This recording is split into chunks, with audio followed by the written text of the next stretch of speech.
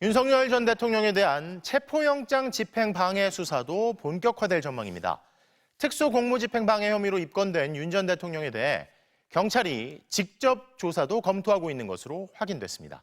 강은 기자입니다. 대통령 관저로 가는 길목은 대형 버스로 가로막혔고 군용 기갑차까지 동원됐습니다.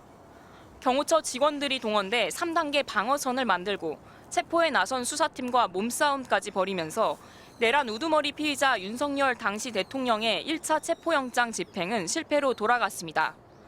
경찰은 이 같은 체포영장 집행 방해가 윤 전 대통령의 지시에 의한 것으로 보고 지난 2월 윤 전 대통령을 특수공무집행 방해 혐의로 입건했습니다.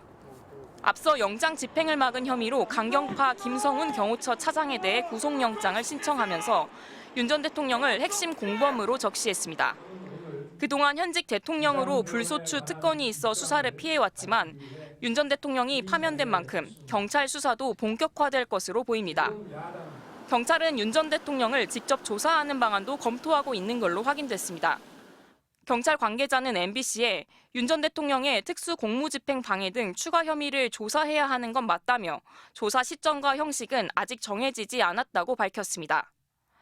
이미 경찰은 철통같이 맡겠다는 김 차장에게 윤 전 대통령이 국군 통수권자 안전만 생각하라는 문자를 보낸 내역은 물론 2차 체포영장 집행을 앞두고 총을 쏠 수는 없냐고 물었다는 경호처 직원의 진술도 확보했습니다.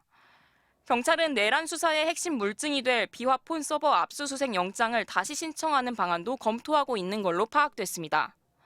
경찰은 앞서 2차례 압수수색을 시도했지만 경호처가 막아서며 무산된 바 있습니다. 훨씬 더 좀 탄력을 받을 수 있을 것 같긴 하고요. 그 사법기관에서 법원에서 정당하게 발부한 영장 집행을 어느 정도 방해했던 거는 사실이잖아요. 압수수색을 다시 한다든지.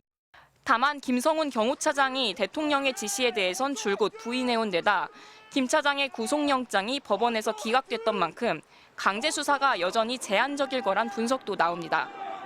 경찰은 경호처 간부들에 대한 추가 조사와 법리 검토를 마친 뒤 윤 전 대통령에 대한 조사 시점과 방식도 결정할 방침입니다. MBC 뉴스 강은입니다.